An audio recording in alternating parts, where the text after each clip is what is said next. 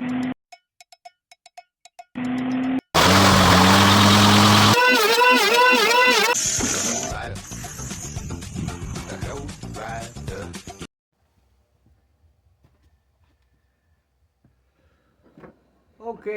so welcome back. So we tried 2 of these regulator things with this 4-barrel carburetor. Now we got a different filter system on with the return and a needle valve system. This carb, since first startup, I think might be too big. We tried different throttle plate spacers. It will start up in the beginning, won't stay idling. But if I jump in real quick, give it some throttle, it will run. So I'll show you real quick what it's doing before we switch it over to the next style.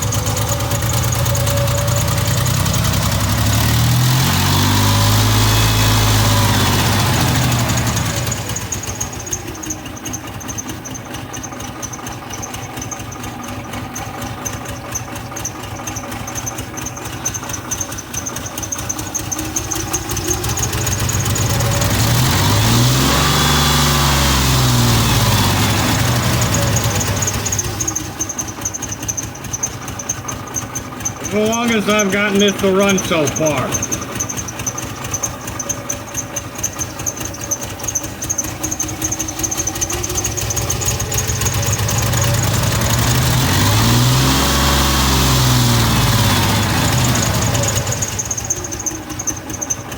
Like, I don't understand it, but this is what it's doing now.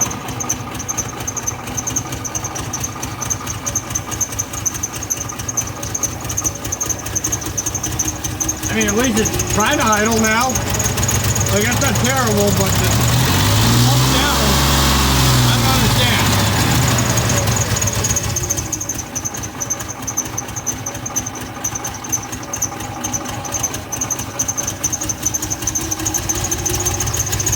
I mean, it's running, right? I'm surprised.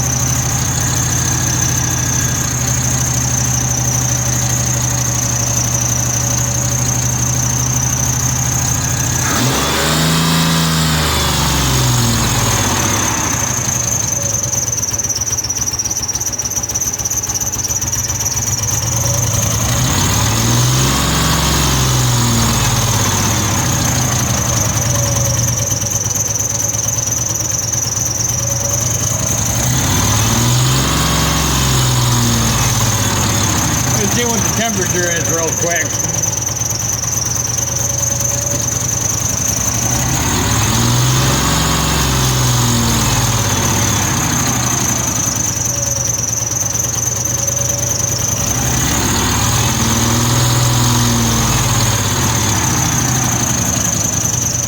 So I still don't understand why it's doing this now. Probably the longest I've been able to have it actually run.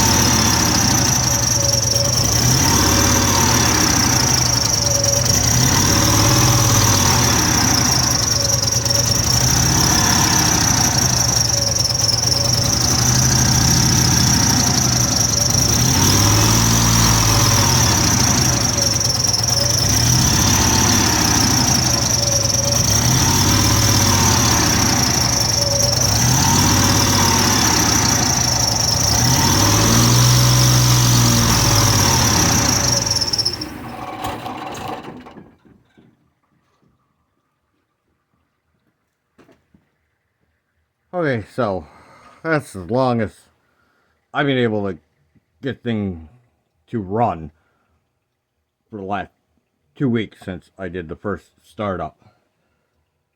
Whew. Now it's really kind of smoky in here.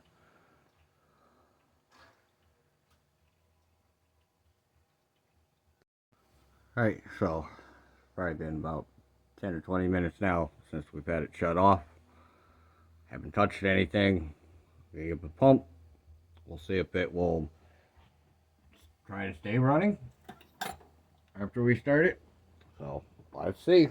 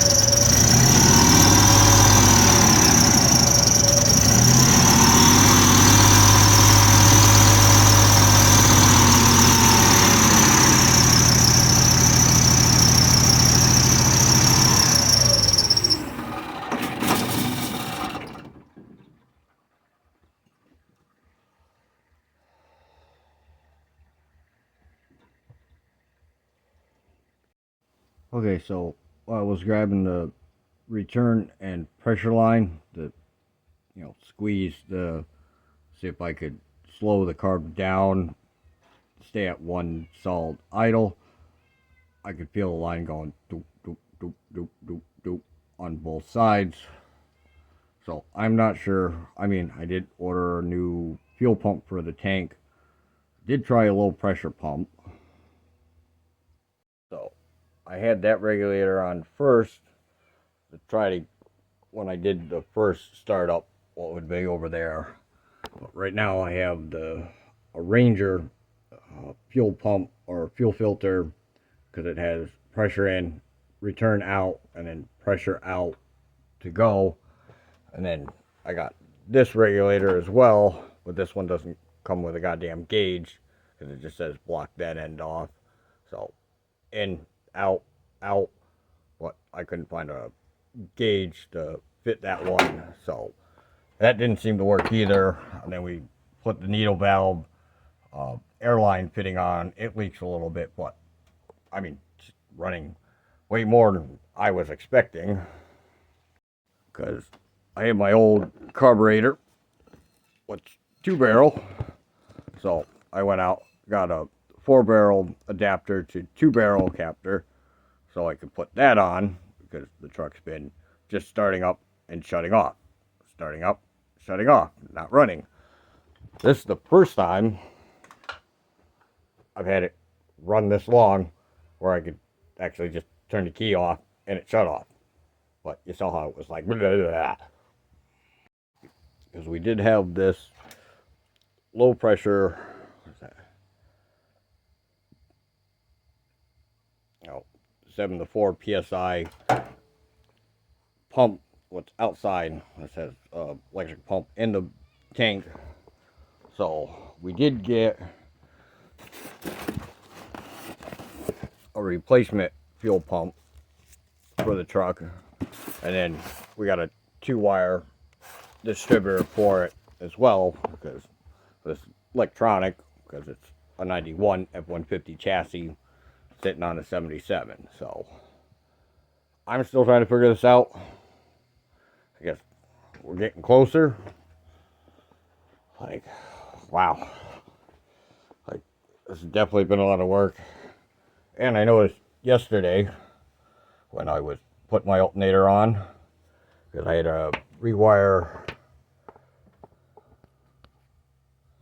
these 3 wires in, because I guess this is the high voltage one, And then when I plugged this piece in for up here,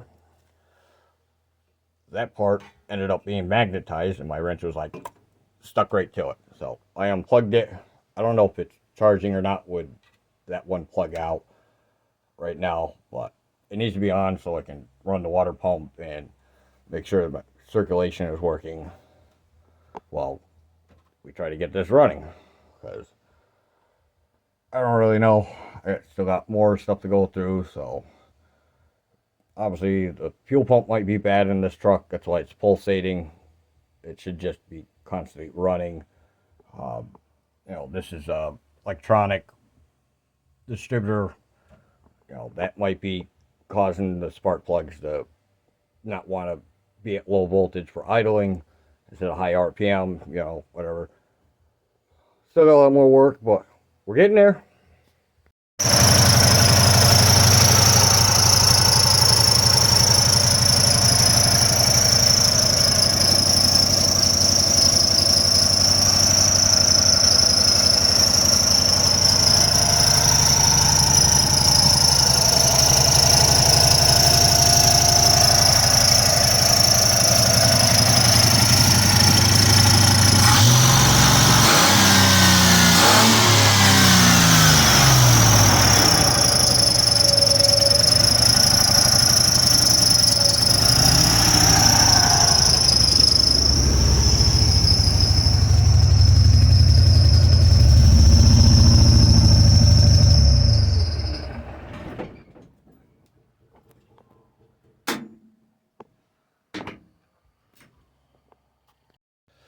Well, I can't believe it ran 3 times so far.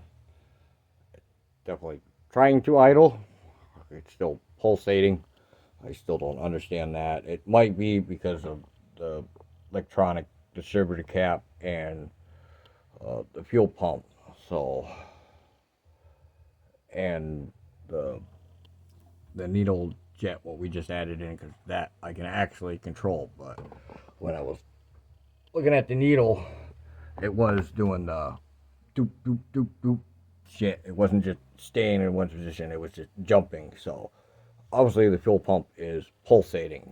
So that will be the next thing I will change, putting in the new fuel pump for the tank, because obviously the low pressure pump couldn't run this the setup I need.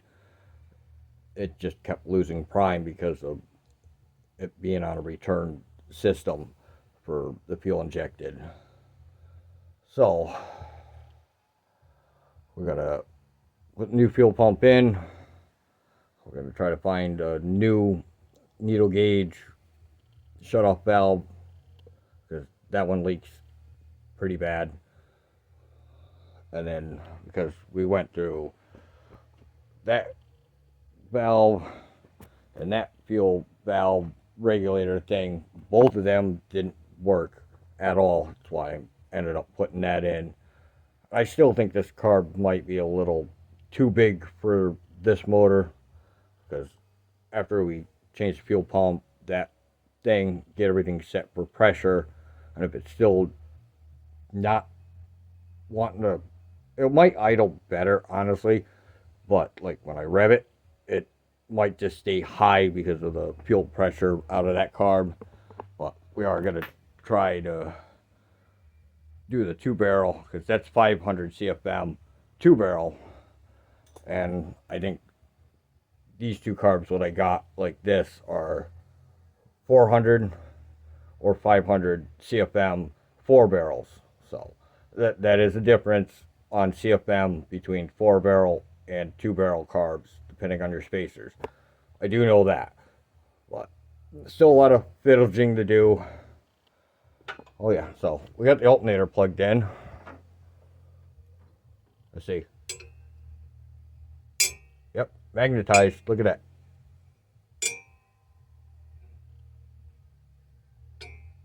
Magnetized.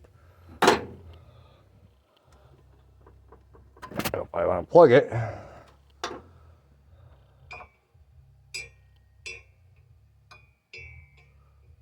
like, it starts losing the magnetic But it is charging when it's plugged in. But it's also magnetizing the wheel, which I don't understand. That's a little odd for me. So at least it charges when it's plugged in, but it just the whole thing's magnetizing. I've never had an alternator do that either. So we got more things to do, figure out. Until next time.